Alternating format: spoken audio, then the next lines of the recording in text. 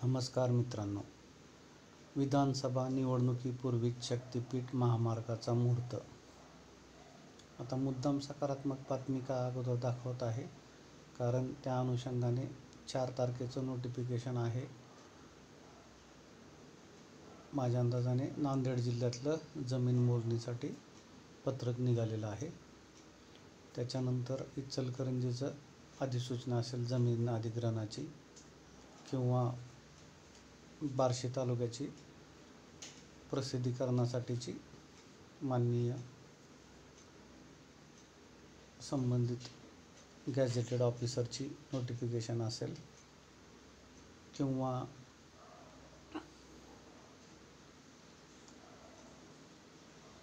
कोल्हापूर सांगलीची ही अधिसूचना असेल जमीन अधिग्रहणाची. त्याबरोबरच काही नकारात्मक गोष्टी, शक्तीपीठ वर महायुतीची शक्ती क्षीण, शक्तीपीठ महामार्गावरील 11 मतदारसंघात महायुतीचा पराभव,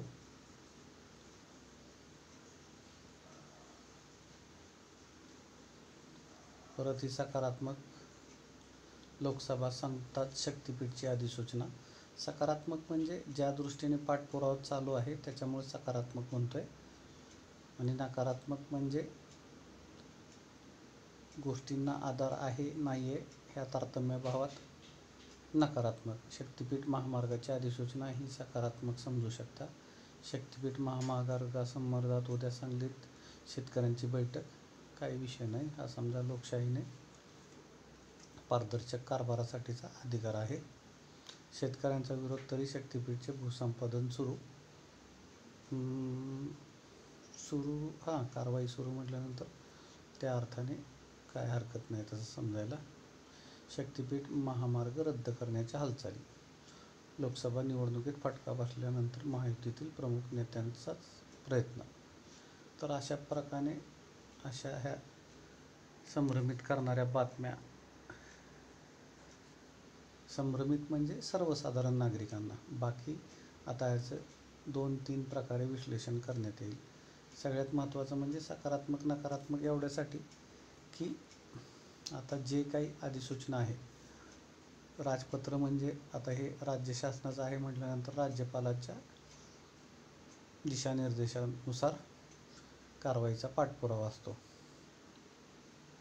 तर आजच्या आदर्श आचारसंहिता संपल्यानंतर, म्हणजे समजा मार्च महिन्याच्या 7 तारखेला ज्यावेळेस राजपत्र अपलोड झालं सरकारी वेबसाईटला, तर त्यानंतर गेले 3 महिन्याला 3 दिवस कमी समजा, तर काही व्यस्त कार्यक्रमामुळं, निवडणुकांच्या आचारसंहितेमुळं आदर्श संबंधित विभागांना त्यांची कारवाई पुढे नेता आली नाही. तर जसेच निवडणुकांचे निकाल लागले, अगदी त्याच दिवशी 4 तारखेचं एक लेटर आहे. वाटलंच तर तुम्ही शॉर्ट्समध्ये किंवा आपल्या कम्युनिटी बॉक्समध्ये जाऊन ते लेटर पाहू शकता. माझ्या अंदाजाने नांदेड जिल्ह्यातल्या 2 तालुक्यातल्या काही गावांचं आहे की ज्याच्यामध्ये संयुक्त मोजणीसाठीची कारवाईसाठीचं ते पत्रक आहे. परत आता जसं म्हणतो आहे मी की बार्शीचं सोलापूर जिल्हाधिकारी कार्यालयातलं प्रसिद्धीकरणासाठीचं लेटर असेल, किंवा इचलकरंजीची, सांगलीची किंवा कोल्हापूरच्या काही भागांची जमीन अधिग्रहणाची स्थानिक वृत्तपत्रांमधली जी अधिसूचना असेल, तर ह्या अनुषंगाने सरकार दरबारी कारवाई पुढे जात आहे, याबद्दल किंचितही शंका नाही. आता राहिला विषय बैठका किंवा बाकी. लोकशाहीने आपल्याला आपले कर्तव्य, हक्क आणि जबाबदाऱ्या ज्या अबाधित ठेवलेल्या आहेत, त्याच्यामध्ये प्रामुख्याने निवेदन, आवेदन, परवानगीने आंदोलन आणि बाकी उच्च न्यायालय किंवा सर्वोच्च न्यायालयामध्ये अनुक्रमे जनहित याचिका. त्यानंतर आत्ता जी कारवाई चालू आहे ह्या अनुषंगाने काय होणार, तर वेळ पुढं निघून जात असतो. आता ज्या अर्थी अधिसूचना निघालेली आहे, तर तुम्हाला लोकशाही मार्गाने 21 दिवसामध्ये जे काही तुमच्या हरकती आहेत त्या संबंधित अधिसूचनेमध्ये नामनिर्देशित केलेल्या विभागाकडे देणं आग्रहाचं असतं. मग व्यतिरिक्त आणखीन काय करू शकता, तर मग सांगितल्याप्रमाणे की आवेदन असेल, विनंती अर्ज, निवेदन त्याचाच भाग झाला, किंवा लोकशाही मार्गाने परवानगीने आंदोलन असेल, किंवा त्याच्या पुढची न्यायालयीन प्रक्रिया म्हणजे जनहित याचिका. तर अशा प्रकारे हा लोकशाहीचा न्याय मागण्याचा रेटा सर्वसामान्यांचा असू शकतो. दुसरी गोष्ट, सरकारची अधिसूचनेद्वारे किंवा संबंधित विभागाद्वारे जे काही हाती आलेले पत्रक आहे त्या अनुषंगाने 4 तारखेपासून अगदी जोरदार तयारी चालू आहे, याबद्दल कसलीही शंका नाही आहे. आणखीन समजा बऱ्याच ठिकाणचे पत्रकं हाती आलेली नाही आहेत, आज न उद्या ते येतीलच, पण एकंदरीतच 13 जिल्ह्यांमध्ये सलग नाही, पण मागं पुढं किंवा अजून पत्रक आले तर त्याच्या तारखेप्रमाणे आपल्याला तो अंदाज लावता येईल.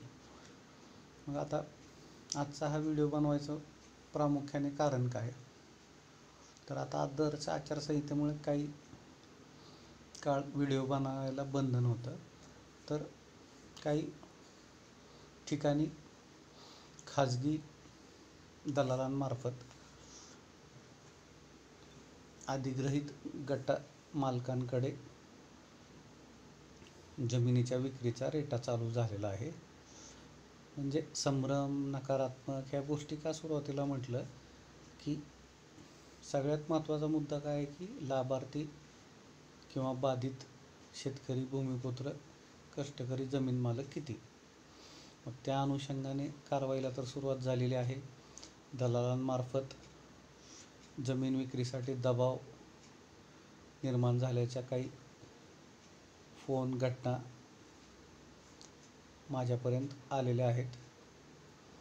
तिसरी गोष्ट म्हणजे आता लोकशाही मार्गाचा पाठपुरावा असेल किंवा सरकार दरबारचा अधिसूचनांद्वारे किंवा विविध पत्रकांद्वारे पाठपुरावा असेल, किंवा ह्या दबक्या पावलांनी दलालांचा सुळसुळाट असेल, मग तो काही गटातील जमिनींसाठी असेल किंवा गटालगतच्या गौण खनिजांसाठी भविष्यातील मार्गिकेला लागणाऱ्या संसाधनांच्या हिशोबाने त्यांचा अगदी आपलं जेवढा अभ्यास नाही तेवढा जास्त अभ्यास त्यांचा असणारच आहे, याबद्दलही शंका नाहीच आहे.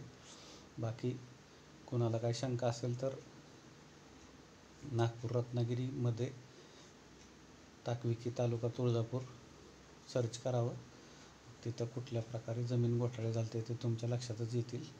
पण गेल्या 2.5 वर्षामध्ये आपण ज्या हिशोबाने एक्सप्रेस वेचा जो काही अभ्यास करत आहोत आणि त्याची इत्थंभूत माहिती सर्व साधारण शेतकरी, भूमिपुत्र, कष्टकरी आणि जमीन मालकांपर्यंत पोहोचवण्याचा प्रयत्न करत आहोत, तर आमचा बऱ्यापैकी संशोधनात्मक आणि विश्लेषणात्मक अभ्यास असा आहे की त्या मानाने जमीन विक्रीचे प्रमाण अगदी असले तर ते नगण्य आहे. राहिली गोष्ट आता संबंधित जमिनीची विल्हेवाट, आता ती 3 ते 4 प्रकारे असेल. एक तर काही लोकांचा संयम तुटल्यामुळं खाजगी दलालांच्या स्वाधीन झालेल्या असतील जमिनी. दुसरी गोष्ट म्हणजे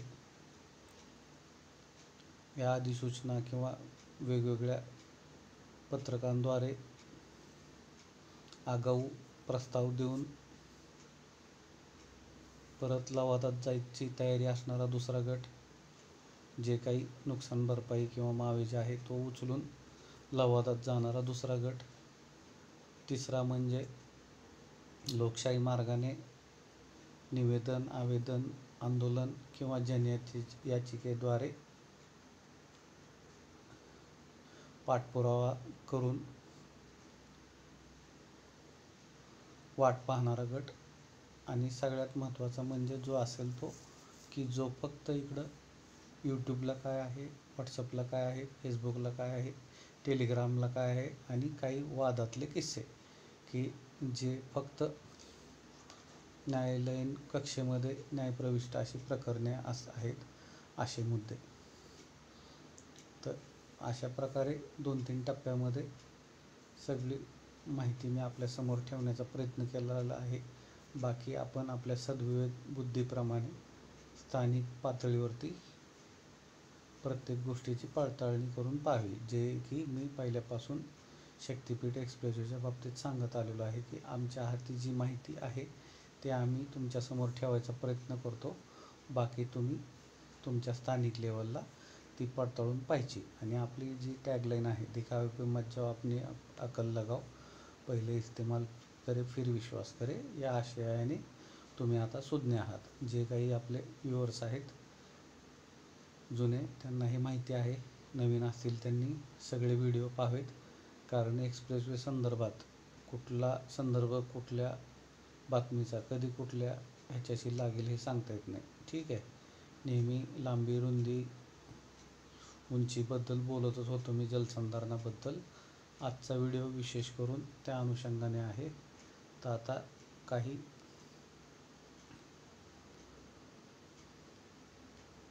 फोटो आहेत. हे पाऊस सुरू झाल्यामुळं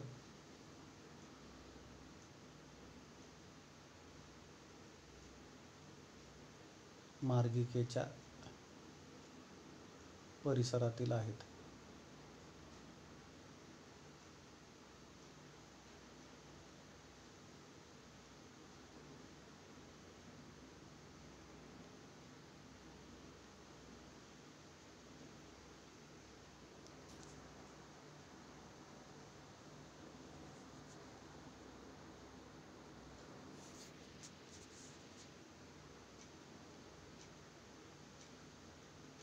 आता हे फक्त उदाहरणादाखल तुमच्यासमोर मी दाखवत आहे.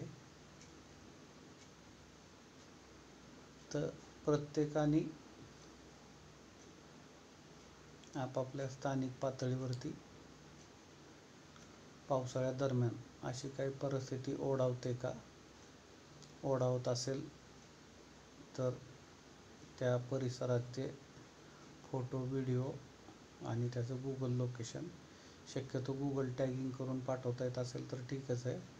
अन्यथा पानवठे, त्याचे फोटो, व्हिडिओ आणि गुगल टॅगिंग. आता हे सगळं गुगल टॅगिंग बरोबर आलेलं आहे, पण गुप्ततेसाठी मी समोर घेऊन येत नाही आहे. तर सगळ्यात प्रामुख्याची ही गोष्ट आहे. हायवे होईल नाही होईल, पण झाला तर भविष्यामध्ये एक मार्गिकेचं जे काही रुंदी आहे त्या हिशोबाने 15 ते 30 एकरची काही समजा 1 किलोमीटरसाठी लागणारी जमीन आहे. पण त्यामुळे जर का जलस्रोतांना बाधा येत असेल किंवा नैसर्गिक प्रवाह मोठ्या प्रमाणात दुभागले जात असतील किंवा खंडित होत असतील, तर त्याच्यानंतर जी काही परिस्थिती ओढवणार आहे ते वाटलंच तर आता पावसाळा सुरू झालेला आहे, आवर्जून समृद्धी महामार्गाच्या बातम्या पाहत जा. तिथं आजूबाजूच्या परिसरामध्ये काय परिस्थिती ओढवते ते पहा. तर त्या अनुषंगाने मुद्दाम आजचा हा व्हिडिओ आहे. तर हे सगळ्यात महत्त्वाचं आहे, की जे काही गट नंबर आहेत तर त्याच्या सलग लांबी आणि रुंदीमध्ये काही नैसर्गिक स्रोत पाण्याचे जर बाधित होत असतील तर ते तुमची इच्छा असेल तर आमच्या निदर्शनास आणून द्या. आम्ही ते प्रसिद्ध करून संबंधित विभागापर्यंत पाठपुराव्याचा प्रयत्न करू. मग पाठपुरावा कुठं असेल? जिल्हाधिकारी कार्यालय असेल, विभागीय आयुक्त कार्यालय असेल, महाराष्ट्र राज्य रस्ते विकास महामंडळ असेल, आणि माननीय उपमुख्यमंत्री साहेब यांचं मंत्रालयातलं ऑफिस असेल. ह्या परीने अगदी जिल्ह्यापासून मंत्रालयापर्यंत त्याचा पाठपुरावा करण्याचा प्रयत्न आम्ही करू. तुम्हीही जमीन मालक म्हणून तो करायचा आहे. सगळ्यांना परत एकदा विनंती आहे की हे जे मार्किंगचे परिसर आहेत, तर ह्याच्या शेजारी जे नैसर्गिक पाणलोट आहेत, जे की रुंदीच्या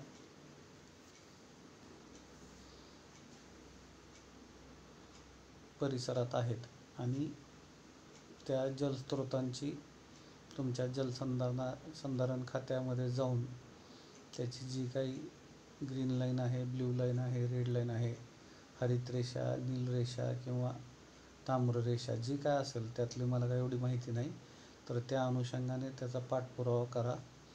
आणि जर का तुम्हाला काही धोकादायक परिस्थिती जाणवली असेल, जरी समजा पहिलं काही तिथं असेल नसेल, पण सध्याची जी परिस्थिती आहे की कुठं किती मिलीमीटर पाऊस होतो, काय होतो, हे सगळ्यांनी आता पहिल्यापासून पाहत आहेत की एका पावसामध्ये काय धोबीपछाड होतोय, ते सगळे पाहत आहेत, ढगफुटीचं दृश्य. तर तुम्ही म्हणाल की मग हे झाल्यावरती बघायचं असेल तरी ठीक आहे, आणि आत्तापासूनच पाठपुरावा करायचा असेल तरी ठीक आहे. आमचं काम आहे की गोष्टी तुमच्या निदर्शने आणून द्यायच्या. पाठपुरावा करायचा का नाही करायचा हे तुमचं काम आहे. आता हा परिसर आहे अलाइनमेंटच्या मार्किंगच्या आजूबाजूचा. मग आता तर जस्ट अजून जून महिन्याची सुरुवात आहे, तर तुम्ही विचार करू शकता की आणखीन काय परिस्थिती ओढवू शकते. तर परत एकदा सांगतो की असं नाही आहे की त्यांना याच्याबद्दल कुणाशीही काही सांगायची गरज नाही आहे. तर असं नाही आहे. त्यांनी जर का काही अशा चुका केल्या असतील तर त्यांनी सदरील ग्रामपंचायतला प्रकल्प सादरीकरण केलेलं आहे का, किंवा ग्रामपंचायतनी त्यांना ना हरकत दिलेलं आहे का. मग याच्यामध्ये प्रशासन, प्राधिकरण आणि संबंधित जी काही सर्वेक्षण करणारी खाजगी एजन्सी आहे, हे सगळ्यांची प्रामुख्याने ही नैतिक जिम्मेदारी आहे की अशा काही जर गोष्टी त्यांच्या निदर्शनी आणल्या जातील तर त्यांनी त्याचा पाठपुरावा करून सदरील भविष्यातील अपघातजन्य परिस्थितीपासून टाळण्याचा प्रयत्न केलेला आहे का, करणार आहेत का, किंवा करावं लागणार आहे का. तर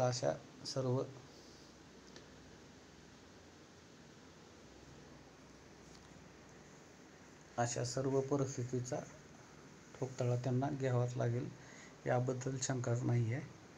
पण कसं आहे की जोपर्यंत जागरूक मतदाता नसतो तोपर्यंत सक्षम लोकशाही नसते. तर त्याच अनुषंगाने जोपर्यंत तुम्ही स्वतः जागरूक नसाल, तुम्ही जर ह्या गोष्टीकडे कानाडोळा केला, तर भविष्यामध्ये जी काही परिस्थिती जर का अपघाताने ओढवणार असेल तर त्याला सर्वस्वी जिम्मेदार तुम्ही असाल.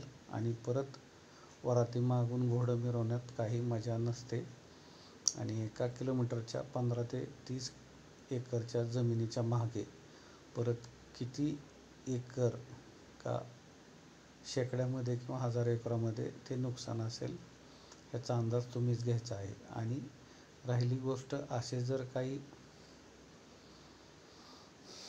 जलसंधारणाचे जलाशय जर बाधित होणार असतील तर त्याच्यामुळं जर का काही नैसर्गिक स्रोत बाधित होऊन पुढं पाणलोट क्षेत्रामध्ये जे काही बागायती किंवा तिथं सिंचनाखाली आलेली जमीन आहे, तर त्याच्यावरती देखील होणारे दुष्परिणाम, म्हणजे हे सगळे फॅक्टर येतात. सोशल इम्पॅक्ट आणि एन्व्हायरमेंट स्टडीचा भाग असतो. तर अपवादाने काही ठिकाणी असतील याबद्दल शंका नाही आहे. तर हायवे व्हायला 1 वर्ष लागू द्या, 2 वर्ष लागू द्या, किंवा ताबडतोब 6 महिन्यात होऊन द्या, हे महत्त्वाचं नाही आहे. पण प्रकल्पाचं सादरीकरण, त्यामध्ये पर्यावरणाचा अहवाल किंवा सामाजिक आघात हे अभ्यासले गेलेले आहेत का, हे देखील महत्त्वाचे आहे. तर ह्या सगळ्या गोष्टींसाठी तुम्ही एकच करू शकता, सगळं तर कराच तुम्ही, जे काही तुमच्या भारताचा नागरिक म्हणून लोकशाही मार्गाने जे तुम्हाला अभिप्रेत आहे त्याचा पाठपुरावा तुम्ही कराच. पण सगळ्यात महत्त्वाचं म्हणजे कायम प्रकल्प सादरीकरणासाठी आग्रही राहा. मग ते खाजगी संस्थेमार्फत असेल, प्रशासनामार्फत असेल, प्राधिकरणामार्फत असेल, स्थानिक स्वराज्य संस्थांमार्फत असेल, स्थानिक लोकप्रतिनिधींमार्फत असेल, कुणामार्फत असेल हे महत्त्वाचं नाही आहे. पण बारकाईने अभ्यास होणं गरजेचं आहे. मी नेहमी तुम्हाला सांगत होतो की त्याची उंची किती असेल, जमिनीचे उतार कुठं आहेत, पाणलोट क्षेत्र कसं, अमृत सरोवर योजना कशी राबवता येईल, पाणी फाउंडेशनचा किंवा तुमच्या जलसंधारण विभागाचा कसा तुम्हाला आधार घेता येईल, याबद्दल नेहमीच आग्रही राहण्याचं निवेदन मी सदोदित करत आलेलो आहे. कारण 1 किलोमीटरमध्ये 15 ते 30 एकर जमीन बाधित होणार आहे. हे जरी प्रत्यक्ष धर्माने असलं तरी त्याच्यात दुतर्फा असणारी हजारो एकर जमीन आणि तिथल्या स्थानिक शेतकरी, भूमिपुत्र, कष्टकरी आणि जमीन मालकांच्या अस्तित्वाचा प्रश्न तर निर्माण होणार नाही ना. हा विषय अगदी अगत्याचा आणि गहन आहे. नेहमीप्रमाणे जी काही परिस्थिती आहे ती तुमच्यासमोर ठेवण्याचा प्रयत्न केलेला आहे मी. व्हिडिओही असं बॅकग्राऊंडमध्ये व्हॉईस देऊन अपलोड करण्याचा प्रयत्न करेल. तरी देखील कोणाच्या दाखवण्यावरती नका जाऊ, स्वतः खात्री करून घ्या. आणि सबस्क्रायबरनी आत्तापर्यंत जे प्रेम दिलेलं आहे, 20,000पेक्षा जास्त आणि 67,000पेक्षा जास्त दर्शक प्रेक्षकांनी जे आशीर्वाद दिलेले आहेत, त्या हिशोबाने सांगू इच्छितो की पहिल्यांदा वापर करा आणि मग विश्वास ठेवा. चॅनलला नवीन असाल तर सबस्क्राईब करा आणि भविष्यातील घडामोडींचा पाठपुरावा जर का तुम्हाला हवा असेल तर बेल आयकॉन प्रेस करायला विसरू नका.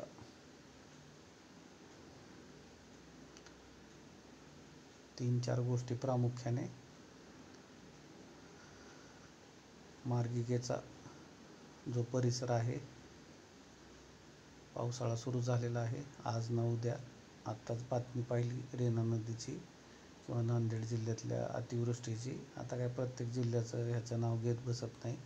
जे कोणी इथून पार नागपूर, वर्ध्यापासून खाली कोल्हापूर, बांदा, पावनार ते पत्रादेवीपर्यंतचे किंवा नागपूर ते गोवापर्यंतचे जे दर्शक आहेत, त्यांना सगळ्याला विनंती आहे की त्यांनी प्रत्यक्ष पाठपुरावा करावा. एक तर पावसाळ्यानिमित्त हे जे काही पाणलोट क्षेत्रांचं सांगण्यात आलेलं आहे, याचा 2 नंबर लोकशाही मार्गाने तुमचा जो काही अधिकार आहे त्या हिशोबाने सरकार दरबारी पाठपुराव्याचा. आणि तिसरा म्हणजे प्रत्यक्ष जे लाभार्थी किंवा बाधित आहेत त्यांनी अधिसूचनांचा नित्यक्रम स्थानिक वृत्तपत्रांमध्ये किंवा संबंधित कचेरीमध्ये आपलं चातक चोचीने, नाही का, चाणाक्षपणे अंतर्गत जे काही पत्रव्यवहार चालते त्याचा पाठपुरावा करावा. आणि सगळ्यात पहिले आणि शेवटचे आणि महत्त्वाचे म्हणजे खाजगी दलालांपासून सावध राहा. किरकोळ सांसारिक अडचणींमुळे परिसरातील किंवा जे काही तुमचं असेल त्या जमिनी विकू नका. कारण सरकार जर गौण खनिजाची फक्त राजस्व 600 ते 1200 रुपये ब्रासप्रमाणे घेत असेल तर 1 फूट जर 1 एकर जमीन खाणली, त्याच्यातून जर 40 ब्रास जर गौण खनिज निघत असेल तर अंदाजे 2,40,000 ते 4,80,000 त्याची फक्त राजस्व पावतीच होते. तर त्या अनुषंगाने 10 फुटाचं किती होत असेल, 20 फुटाचं, 30 फुटाचं, 40 फुटाचं, प्रत्येक जमिनीच्या त्या व्यावसायिक प्रकाराप्रमाणे तुम्ही 25 लाख, 50 लाख, 75 लाख किंवा 1 कोटी रुपयापर्यंतचं फक्त राजस्वाचं गणित बांधू शकता. जे काय आहे प्रात्यक्षिक तुम्हाला माहिती. जरी समजा आपण 1 फूट जरी पकडलं तर 40 गुंठ्यामध्ये नेमकं 40 ब्रासच निघतं का 60 ब्रास निघतं का 50 ब्रास निघतं, म्हणजे हा प्रत्यक्ष प्रात्यक्षिकाचा आणि त्या अनुषंगाने 600 ते 1200चा मी फक्त राजस्वाचा पावतीचा हिशोब सांगितला आहे. तर तुमच्या तिथं स्थानिक बाजारपेठेमध्ये गौण खनिजांचा काय भाव आहे त्या अनुषंगाने हिशोब लावावा. माझं एकच काम आहे, मी स्वतः जवळानी, तालुका परांडा, जिल्हा उस्मानाबाद, धाराशिव, पिनकोड 413504, डॉक्टर मनोजकुमार प्रेमराज मुनोत. हा अत्यंत सर्वसाधारण जनमानसातून आजपर्यंत प्रवास केलेला आहे. अगदी स्वतः नदी, नाले, ओढे पालथे घातलेले आहेत. मग ते समजा लहानपणी आपले जे काय म्हणतात त्याला आम्ही गुरं म्हणतो, जे आपली पशुधन आहे त्यांचं जे चाऱ्यासाठी समजा आमचा जो कष्टकरी, जो आमच्या इकडं गडी पद्धत म्हणतात ते असतील किंवा आजूबाजूचे शेतकरी असतील, तर या हिशोबाने लहानपणी फेरफटका झालेला आहे, शेतात जाणं आहे. तर हे सगळं सांगायची गोष्ट हेच की मी स्वतः एका शेतकरी कुटुंबातील असून गहू, ज्वारी, तूर, बाजरी किंवा जे काय आपण म्हणतो खरीप, रब्बी किंवा आता हे नगदी पिकं असतील, तर अगदी फार जवळून एखाद्या शेतकरी कुटुंबाचा आणि व्यावसायिक असल्यामुळं 31 गावांच्या सर्व शेतकरी कुटुंबाचा अगदी जवळून अभ्यास आहे, व्यावसायिक अभ्यास आहे. तर त्यामुळं सर्वांना हात जोडून विनंती आहे की जे काय आहे ते वेगवेगळ्या टप्प्यामध्ये विभागणी करा. सगळ्यात पहिली गोष्ट, जमिनी कोणालाही कुठल्याही किमतीला विकू नका. सगळ्यात पहिली गोष्ट जी की सदोदित मी सगळ्या शेतकऱ्यांना सगळ्या व्हिडिओमध्ये सांगतो.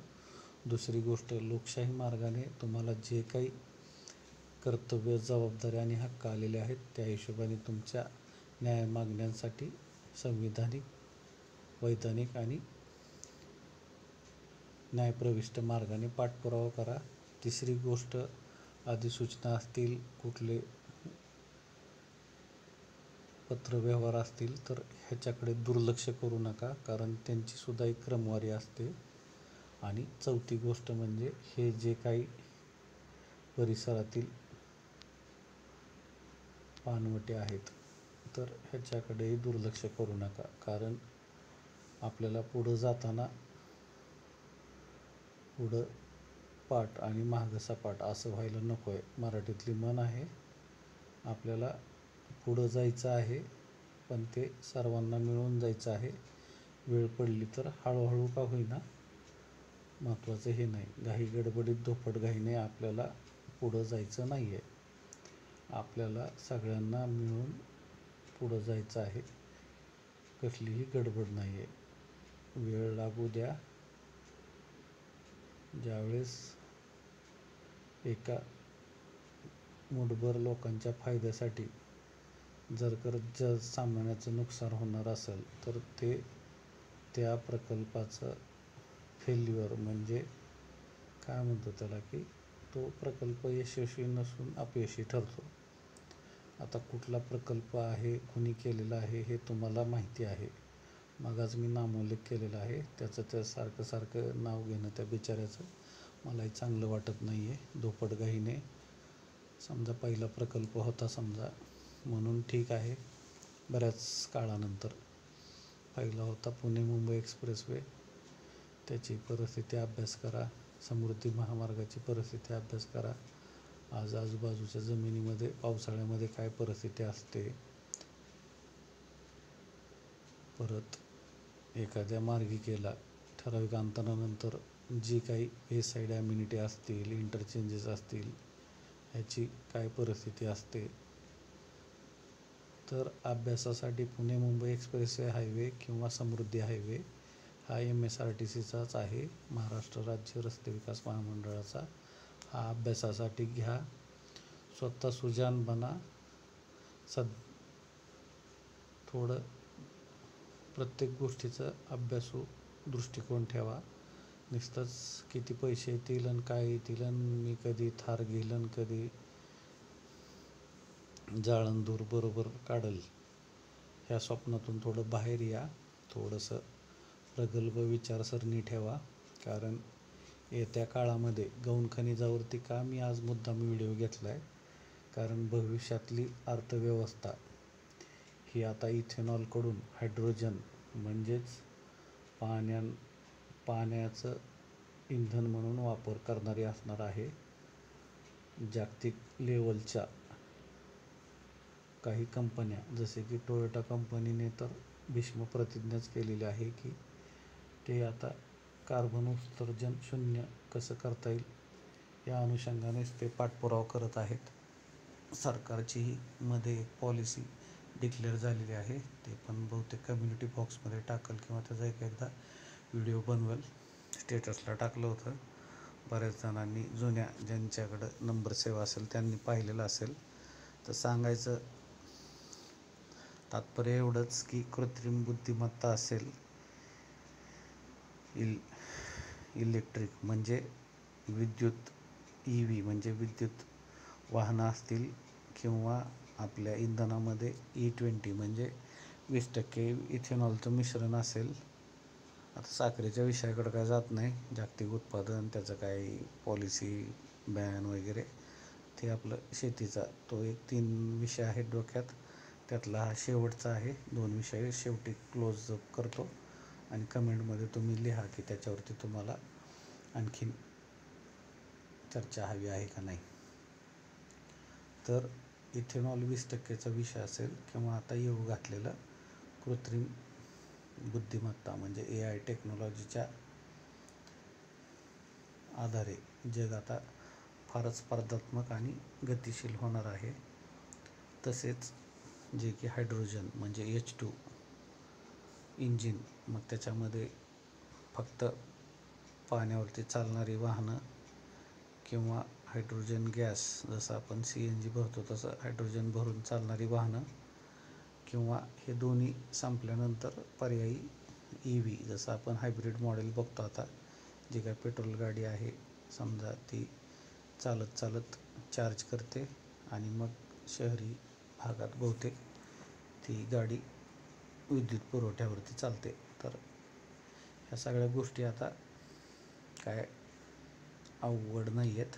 आणि आपला दर्शक वर्ग माझ्या अंदाजाने सगळ्याच वयोगटातला आहे, पण 18 ते 44 माझ्या अंदाजाने जवळजवळ 80% दर्शक वर्ग आहे. म्हणजेच माझं वय जर 44 आहे, तर त्या अनुषंगाने स्थित्यंतराचा काळ म्हणजे दूरदर्शनपासून अगदी चॅनलची भडीमार असेल, किंवा एखादी रूम बुक करण्यापासून ओयो रूम्सची भडीमार असेल, तुमच्या बँकेतल्या लाईनीपासून 0 मिनिटात आता स्कॅनरद्वारे पेमेंट सेटलमेंट करणाऱ्या ॲपची भडीमार असेल, किंवा घरात स्वयंपाक काय करायचा ह्या प्रश्नापासून झोमॅटो वगैरे सारख्या पुरवठादारांची भडीमार असेल, जुन्या काळी ट्रान्सपोर्टद्वारे अगदी हातपलतेला जाऊन आज ॲमेझॉनमार्फत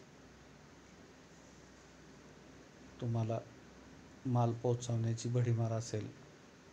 सेम म्हणजे जे काय आहे, पतपुरवठा असेल, कुठल्याही गोष्टीमध्ये बघा तुम्ही की सरकारी खाजगी स्पर्धा, समजा एक ट्रंक कॉलच्या बुकिंगपासून आज इथं फ्री कॉलची भडीमार असेल.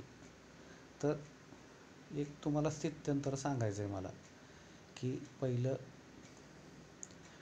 गाडी एक दुचाकी जरी घ्यायची म्हटलं तरी समजा आर्मीच्या कोट्यामध्ये किंवा नंबर लावून वेटिंगमध्ये थांबावं लागायचं. आज तर तिथं आज शोरूमची अगदी मांदियाळी असेल. तर हे मुद्दाम का सांगतोय की ही स्थित्यंतर सगळी घडत आहेत. की तुम्ही म्हणताल की नागपूर गोवावरून विषय कुठं गेला, तर हो, नागपूर गोवावरूनच हा विषय कुठं जाणं गरजेचं आहे. कुठं नाही जात आहे, तो बरोबर जिथं जायचं आहे तिथंच जात आहे. भारताच्या केंद्रकापासून जर तुम्ही पश्चिमी नैऋत्येला जोडले जात आहात, म्हणजेच तुम्ही भारताच्या केंद्रस्थानापासून समुद्रामार्गे जगाशी जोडले जात आहात. समुद्रामार्गे म्हणजे काय, तर समुद्रामार्गे प्रवास हा सगळ्यात स्वस्त असतो. त्याच्यानंतर आगीनगाडीचा म्हणजे रेल्वेचा, त्यानंतर आपल्या ट्रक किंवा इतर मालवाहतुकीचा आणि त्यानंतर विमान वाहतुकीचा. तर असं वाढता महागाई खर्च आहे प्रवास मालवाहतुकीच्या. तर त्या अनुषंगाने ह्या सगळ्या गोष्टी आयात निर्यातीच्या दृष्टिकोनातून ते उद्योग व्यवसाय स्थिरवण्यापासून, परत ABCकडं थोडंसं ब्रीफिंग करतो. चौफुल्यांना A म्हणजे सगळी व्यावसायिक संकुलं, चौफुल्यापासूनच्या व्यावसायिक रस्त्यांवरती 40 फुटाच्या. B म्हणजे cold storage, milk chilling, warehouse किंवा आता ॲमेझॉनचे गोडाऊन्स वगैरे असे प्रकल्प. आणि C म्हणजे इतर पंचक्रोशीत निर्यातक्षम शेती असे प्रकल्प. तर ह्या अनुषंगाने हा माझा वैयक्तिक दृष्टिकोन आहे, जे की जुने सबस्क्रायबर जाणतात आणि आता इथून पुढं नवे देखील जाणून घेतील. आज तुम्हाला हे जे पाणी दिसतंय, तर हे विचार करा, 1 किलो हायड्रोजन जर भारतीय बाजारपेठेत 600 रुपयाचं आहे आणि जागतिक बाजारपेठेत 1800 रुपयाचं आहे, तर तारतम्य भावाने 10 लिटर पाण्यापासून 1 किलो हायड्रोजन मिळवला जातो. तर सरासरी प्रक्रियेच्या हिशोबाने कच्चा माल जरी पकडला, प्रक्रियेपूर्वी 60 रुपये लिटर भारतातलं पाणी पडतं आणि जागतिक बाजारपेठेत ते 180 रुपये पडतं. मग तुम्ही म्हणाल की बाबा प्रोसेसिंगचा खर्च काय, तर आता इथं आम्ही पाहतो, एक टँकर समजा जो काही XYZ लिटरचा असतो तो 50 पैसे वगैरेनी घेतला जातो एका RO प्लांट मालकाकडून आणि ते होलसेलमध्ये पॅकेजिंग करून 6 रुपयांनी देतात. म्हणजे त्याचं प्रमाण बघा की ते 1200 पट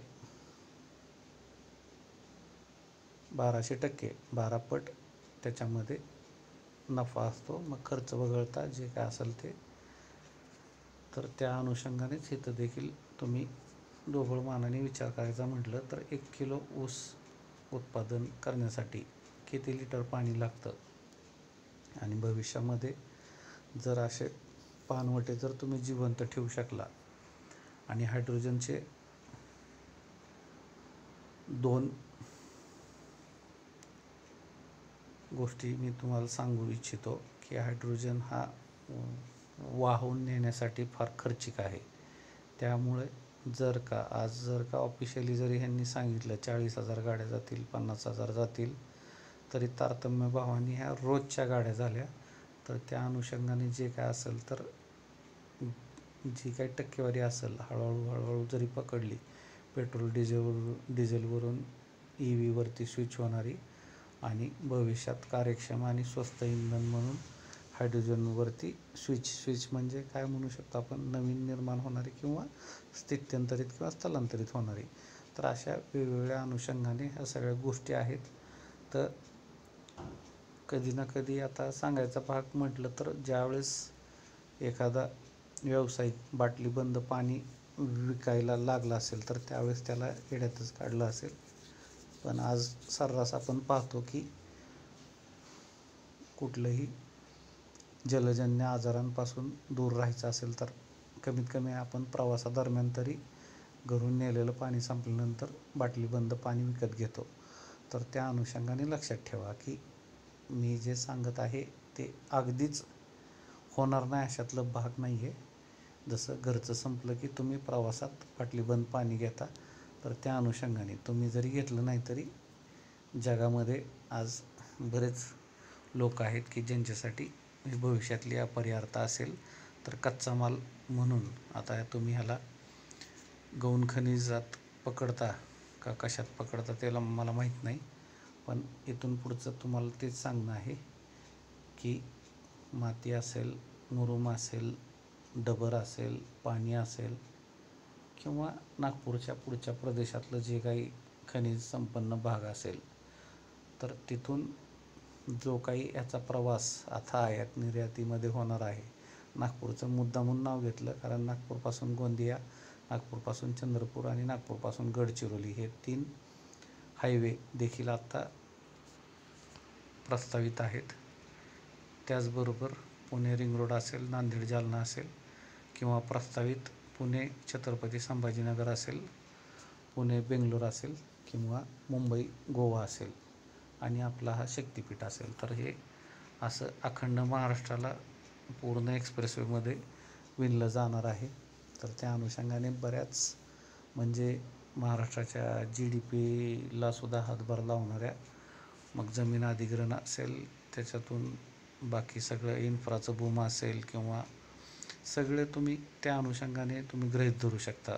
मुरुम असेल, डबर असेल, उद्या भविष्यात झाडं लावल्यानंतर त्याला पाणी पुरवठा असेल, किंवा त्यानंतरची हायड्रोजन डिपेंडंट इकॉनॉमी असेल. हायड्रोजन डिपेंडंट इकॉनॉमीसाठी तुम्ही कॉलोनियल म्हणजे इंग्रज ते फ्रेंच, डच ह्यांच्या काळात जावा, की जसं की अरब देशांमध्ये पहिले लोक उंटावरती फिरायचे, पण संशोधनानंतर तिथं कळालं की इथं खनिज तेल सापडू शकतं. तर आता हे खनिज पाणी तुमचं थोडक्यात असं समजा हे खनिज असेल भविष्यातलं, कारण ह्याच्यापासून मग सांगितलेल्या गुणोत्तरात 10 किलो मागे 1 किलो फक्त हायड्रोजन सांगितलं मी तुम्हाला, 9 किलो ऑक्सिजन पण तयार होतो. आणि त्यात आता अजून काही संशोधन चालू आहे. 5 किलोमध्ये पण 1 किलो बनवायचं, किंवा काही लोक $3 जागतिक लेवलला खर्च येतो म्हणून म्हणतात तो $2वरती आणायचा चाललेला आहे. ह्या अनुषंगाने एक लक्षात ठेवा, रिन्युएबल एनर्जीला मराठीत काय म्हणतात मला माहीत नाही, पण सौर ऊर्जा प्रकल्प असतील किंवा तुमचे पवन ऊर्जा प्रकल्प असतील, हे देखील जर तुमच्या आजूबाजूला लखलखत असतील तर तुम्ही सावध व्हा. तसेच काही इंधन वाहिन्या जर तुमच्या आजूबाजूला गेलेल्या असतील तर त्या अनुषंगाने देखील सावध व्हा, कारण भविष्यामध्ये जे काही केमिकल फॅक्टरी असतील, खताच्या कंपन्या असतील, त्या अनुषंगाने चंद्रा बिडकीन म्हणा, डोलेरा म्हणा, किंवा रिलायन्सची मेट सिटी जर दिल्लीजवळची म्हणा, तर अशा नवीन कॉन्सेप्टच्या औद्योगिक वसाहती येणार आहेत, ज्या की समृद्धी महामार्गामध्ये त्यांनी म्हटलेलं आहे की कृषी समृद्धी केंद्र. तर ती कुठं आहेत, काय आहेत, आता ते त्यांचं त्यांनी देव जाणो. पण आता मला नाही वाटत की इकडं तशी काही चूक त्यांच्याकडून होईल. आता कसं आहे, जागतिक उत्पादकांची अपरिहार्यता आहे. मग त्याच्यामध्ये जपान असेल किंवा तैवान असेल, तर ही छोटी छोटी बेटं आहेत. आणि भारताची लोकसंख्या जर जगाच्या लोकसंख्येच्या गुणोत्तरात पाहिली तर 17 ते 20% जर गिराईक एकाच ठिकाणी असेल, तर माल उचलून न्यायचा किंवा काही पॉलिसीजमुळं उत्पादन त्या देशातलं त्या देशात लावायचं. जसं की आपण टेस्लाच्या उदाहरणावरून बघतो. काय नाव त्याचं, एलॉन मस्कला सांगण्यात आलेलं आहे की तुला जर का तुझ्या त्या EVs म्हणजे लाईटीवरच्या गाड्या किंवा विद्युत वाहनांची जर तुला बाजारपेठ जर गवसणी घालायची असेल, तर तुला उत्पादन प्रकल्प भारतातच लावावा लागेल. तर त्या अनुषंगाने आज मी इथं खराडी वडगाव शेरी परिसरात आहे, आणि पॉर्श प्रकरण माहितीच असेल, कल्याणनगर, तर विमानतळाला लागून विमाननगर म्हणून आहे. तर तिथं त्यांचं ऑफिस आहे, आणि बहुतेक आता महाराष्ट्र, कर्नाटक का गुजरात कुठं प्रकल्प असेल ते लवकरच सगळ्यांसमोर येईलच, त्याबद्दल काही हेच नाही. तर आपण अखंड भारताचे नागरिक आहोत.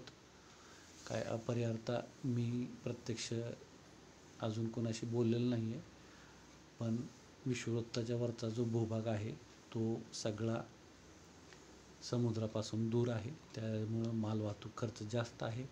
राहिली गोष्ट विषुववृत्ताच्या खालचा भाग, हा समुद्रकिनारी जो भाग आहे तो वादळी वारे आणि मोसमी पावसामुळं त्या मानाने उत्पादनासाठी सोयीस्कर नसल्यामुळे पठारी प्रदेश, जो की तुमच्या सह्याद्रीच्या रांगांच्या पूर्वेकडचा किंवा निलगिरीच्या पश्चिमेकडचा, तर हा जो त्रिकोण आहे, नागपूरपासून मुंबई आणि खाली बेंगलोर किंवा आणखीन कुठं कन्याकुमारीपर्यंत पकडा, तर हा प्रामुख्याने अत्यंत महत्त्वाचा भूभाग आहे. ॲज फार ॲज म्हणजे viability, economic viability is concern, और जिओलॉजिकल म्हणजे त्याची भौगोलिक परिस्थिती, त्याची सगळी जर रूपरेषा पाहिली तर त्या अनुषंगाने हे जाळं विणलं जात आहे. तर थांबवू शकाल का नाही हे तर तुमचं मनही तुम्हाला सांगत असेल. तर तसे काही कुणाचे मनसुबे असले तर त्यांना मी सांगू इच्छितो की 1956 आणि 2013चे जे अधिग्रहणाचे कायदे आहेत ते तुम्हाला ह्या अशा विरोधापासून बहुतेक वंचित ठेवतात. पार तुम्ही तुमच्या रास्त मागण्यांसाठी पाठपुरावा करू शकता. बाकी तुम्ही जाणकार आहात. जे सकारात्मक आहेत जमीन देण्यासाठी आणि जी काही परिस्थिती आहे त्यासाठी लवाद असेल किंवा न्यायालयीन प्रक्रिया असेल तर यांना शुभेच्छा. आणि जे कोणी विचार करतात की आम्ही नकारात्मकतेने अशा प्रकल्पांना विरोध करू आणि मनसुबे हाणून पाडू, तुमचा विचार करणंही रास्त आहे. कारण आता आपण मागं जे बघतो तर इलेक्ट्रोल बॉन्ड असेल तर काय सगळीकडून बरबडलेले आहेत. तर त्यामुळे कोणा एकाला जिम्मेदार ठरवणं चुकीचं आहे. फक्त एकच करू शकतो आपण की रास्त आणि योग्य मार्गाने आपण जनसामान्यांना न्याय कसा मिळवून दिला जाऊ शकतो लोकशाही पद्धतीने तेवढं करू शकतो. बाकी नकारात्मक आणि विरोधाची जर कुणाची भावना असेल तर काही हरकत नाही. फक्त वैयक्तिकरित्या त्यांनी माझ्याशी संपर्क करायचा प्रयत्न करू नये. याचा अर्थ असा नाही की तुम्ही व्हिडिओ पाहू शकत नाही किंवा माहितीच्या आधारे तुमचा पाठपुरावा करू शकत नाही.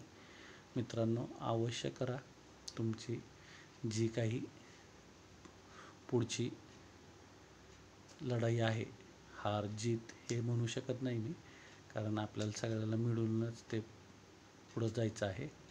तर जे काय असेल ते आम्ही नक्कीच स्थानिक वृत्तपत्रांमध्ये किंवा दूरचित्रवाणीवरती किंवा असंच एखाद्या दिवशी आमच्याच व्हिडिओमधून प्रत्यक्षरित्या सांगू. शेतकरी मित्रांना परत एकदा विनंती आहे की प्रत्येक काळी पॅन्ट आणि पांढरा शर्ट घालणारा माणूस हा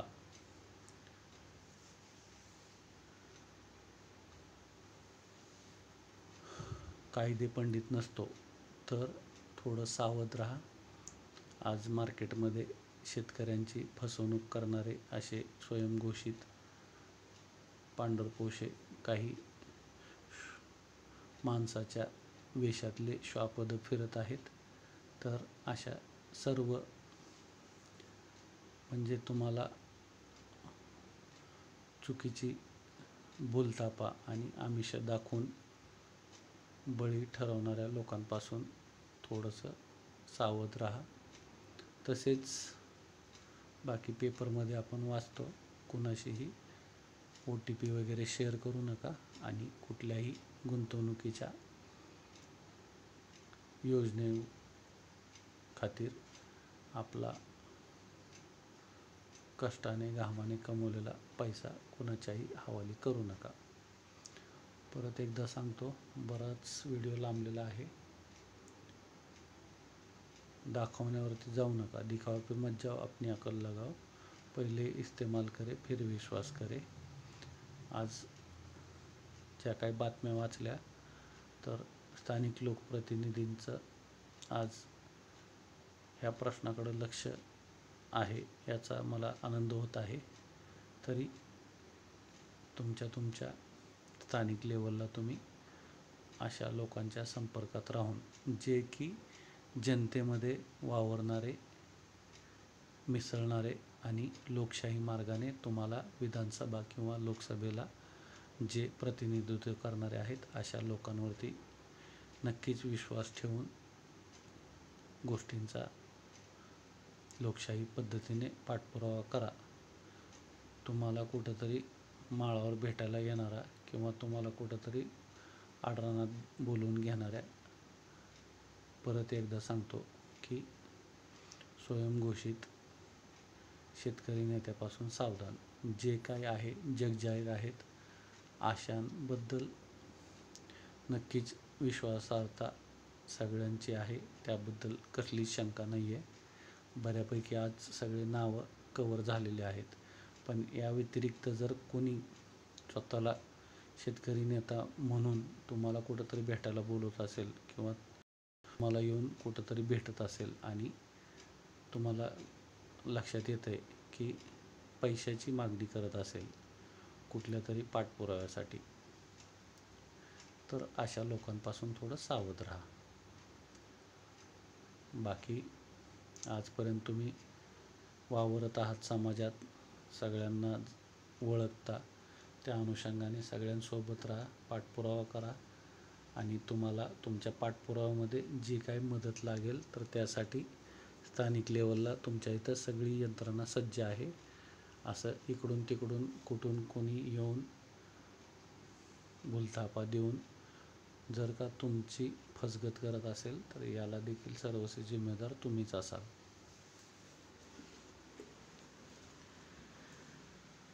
आशा करतो 7 मार्चच्या ऑनलाईन अधिसूचनेच्या अपलोडनंतर, निवडणुकांच्या रणधुमाळीनंतर, आदर्श आचारसंहितेनंतरचा हा पहिला व्हिडिओ आपणा सर्वांना आवडला असेल. जे कोणी नवीन असतील तर कृपया सबस्क्राईब करा, बेल आयकॉन प्रेस करायला विसरू नका. आणि आज किंवा मागेही प्रत्येक व्हिडिओमध्ये जरी तुमच्या कामाचा असेल नसेल, मग तो सुरत चेन्नई असेल, पुणे बेंगलोर असेल, पुणे छत्रपती संभाजीनगर असेल, पुणे रिंग रोड असेल, वाराणसी कोलकाता असेल, आता नागपूर गोवाचं तर आपलं चालूच आहे, पुणे नाशिक असेल किंवा भविष्यातला अजून बहुतेक याच्याबद्दल व्हिडिओ केलेला नाही ना, मुंबई गोव्याचा. पण जे काही व्हिडिओ आहेत तर ते अवश्य थोडं एक वेळ काढून थोडे एकदा तरी बघा, जेणेकरून तुम्हाला एक सर्वसामान्य शेतकरी माणसाचं जी संवेदना आहे किंवा जी परिस्थिती आहे ती प्रामुख्याने लक्षात येईल. आणि त्या अनुषंगाने तुम्ही जरी काही गडबडीत निर्णय घ्यायचे किंवा इकडच्या तिकडच्या बातम्या ऐकून काही मनसुबे बांधले असतील तर ते मनसुबे निश्चितच तुमचे पूर्ण होत, त्याबद्दल आमची कायम शुभेच्छाच असेल. तरी देखील जोपर्यंत तुम्ही पाठपुरावा करण्यात यशस्वी होत नाहीत तोपर्यंत